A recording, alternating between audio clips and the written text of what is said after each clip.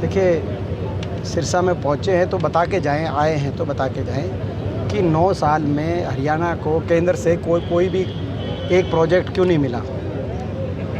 9 साल में केंद्र से कोई एक थर्मल का कारखाना मिला हो, कोई एक एयरपोर्ट मिला हो, कोई एक रेल की कोई फैक्ट्री मिली हो, कोई रेल की लाइन मिली हो, कोई केंद्र से कोई बड़ा विश्वविद्यालय मिला हो, कोई शिक्षा का बड़ा संस्थान मिला हो। तो पहले तो केंद्र की जवाब दें और फिर प्रदेश का बताएं कि 9 साल के बाद आज हरियाणा प्रदेश देश में बेरोजगारी में नंबर 1 क्यों है। हरियाणा प्रदेश देश में अपराध में नंबर 1 क्यों है। हरियाणा प्रदेश में इतना खुला भ्रष्टाचार जेजेपी और भाजपा क्यों कर रही, कैसे कर रही है। हर रोज़ एक के बाद एक घोटाले क्यों सामने आ रहे हैं। ये सारी बातों के बारे में जवाब दे के जाएँ। अमित शाह केंद्रीय गृह मंत्री हैं और वो ये भी बताएं उनके घर पे समझौता हुआ था बीजेपी और जेजेपी का 5100 बुढ़ापा पेंशन का, लेकिन वो 5100 बुढ़ापा पेंशन बड़े बुजुर्गों को आज तक क्यों नहीं मिली।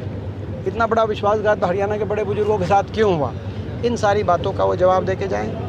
दीपेंद्र जी, जिस प्रकार से पहलवान बेटियों के साथ जिस प्रकार जो भी मामला रहा, उसके पीछे पहले कांग्रेस का नाम आ रहा था, लेकिन अब जो है बीजेपी के 2 बड़े नेताओं का, एक महिला पहलवान वो नेता है और गोहाना के एक बड़े नेता तीर्थ राणा का नाम भी सामने आ रहा है। तो क्या कहेंगे अब इसके पीछे, क्योंकि पूरा मामला उनके सामने आ रहा है, क्या कहेंगे? देखिए, इसमें हमारा शुरू से एक ही स्टैंड है। इसमें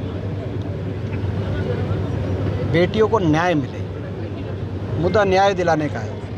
वो केंद्र सरकार के लिए राजधर्म होना चाहिए था कि बेटियों को न्याय दिलवाते, आरोपी को तुरंत गिरफ्तार करते, उससे पूछताछ कर होनी चाहिए थी और तुरंत। लेकिन कहीं ना कहीं सरकार बीजेपी सांसद को बचाने का सरकार ने काम किया।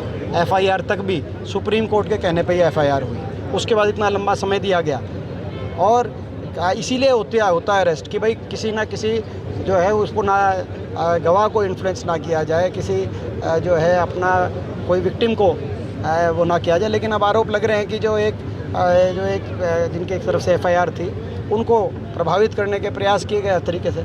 तो कहने का मतलब ये राजधर्म नहीं निभाया गया इस मामले में, न्याय बेटियों के साथ नहीं हुआ है। इसके लिए केंद्र सरकार को सोचना चाहिए, क्योंकि बेटी बचाओ बेटी पढ़ाओ का नारा कहीं ना कहीं खोखला दिखाई दे रहा है। अगर कोई बीजेपी का एमपी है, मंत्री अगर आरोपी है ऐसे मामलों में, उस पर एफआईआर ही नहीं होगी तो सुप्रीम कोर्ट से पहले, तो क्या साधारण बेटियों को सुप्रीम कोर्ट तक जाना पड़ेगा।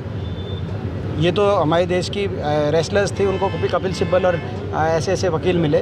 क्या नॉर्मल, क्या वो कैसे अपने एफआईआर कराएंगी। क्या संदेश देना चाह रही है बीजेपी। बहुत गलत हुआ है। बेटियों को न्याय मिले, बेटियों की न्याय की लड़ाई में बेटियों के साथ है। जेजेपी बीजेपी पे आपने कहा है, जिस तरीके से सोनीपत में भी कुछ दिनों पहले रैली हुई है, जेजेपी की अलग हुई है और बीजेपी का कोई उद्घाटन था उसमें हुए, उसको लेके आप क्या मानते हैं कि ये तो अपना इनका तो चल रहा है, जो इसमें अलग अलग पार्टियाँ उनकी तो रैली अलग हो, उसके मायने नहीं है। लेकिन बात यह कि सरकार की, गठबंधन की जो सरकार है, ये सरकार की जो परफॉर्मेंस जो रही है, ये इस सरकार ने हर वर्ग के साथ विश्वासघात किया है। 5100 पेंशन बूढ़ों के साथ, बड़े बुजुर्गों के साथ विश्वासघात किया 5100 पेंशन के नाम पे। किसान आंदोलन में किसान के साथ विश्वासघात किया। कर्मचारियों पे लाठीचार्ज करके कर्मचारियों के साथ इस सरकार ने उनका अपमान करने का काम किया। सरपंचों का अपमान करने का काम किया। सफाई कर्मचारी और जो ग्रामीण चौकीदार हैं उनका अपमान करने का काम किया। व्यापारियों का इस सरकार ने आज बहुत बड़ा नुकसान करने का काम किया। तो ये सरकार एक ऐसी सरकार है जिस सरकार ने, और हरियाणा के नौजवान को देश में सबसे ज़्यादा बेरोजगारी देने का काम इस सरकार ने किया है। ये इसके लिए जिम्मेदार ये दोनों, और भ्रष्टाचार में इनमें अगर प्रतिस्पर्धा है, ये बाकी किसी चीज़ में एक मत नहीं है। ये ठीक बात आपने सही कही कि बीजेपी और जेजेपी एक मत नहीं है, लेकिन एक चीज़ में एक मत है, प्रदेश को लूटने में।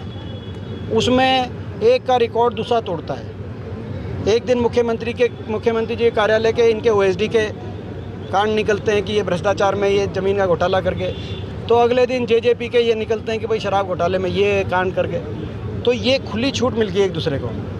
इस चीज़ में ये गठबंधन इनका, इस चीज़ में एक मत भी है और इस चीज़ में इनमें प्रतिस्पर्धा भी है। इससे हमारी लड़ाई, इससे हरियाणा का बड़ा नुकसान हो गया। इससे कुमारी शैलजा जी सोनीपत पहुंची थी और उन्होंने कार्यकर्ता संवाद रखा। इस दौरान उन्होंने ये कहा कि कांग्रेस से SC-BC जो है वो दूर हो रहा है। ये कांग्रेस पार्टी एकजुट है और कांग्रेस पार्टी निश्चित तौर से प्रदेश में परिवर्तन की लहर चल रही है। कांग्रेस पार्टी चौधरी भूपेंद्र सिंह हुड्डा जी के नेतृत्व में 2024 में प्रचंड बहुमत के साथ सरकार बनाने जा रही है। हमसे जुड़े रहने के लिए हमारे YouTube चैनल को सब्सक्राइब करें और नई वीडियो की नोटिफिकेशन के लिए बेल आइकॉन को दबाएं। अगर आप ये वीडियो Facebook पर देख रहे हैं तो लाइक जरूर करें और ज्यादा से ज्यादा शेयर करें। धन्यवाद।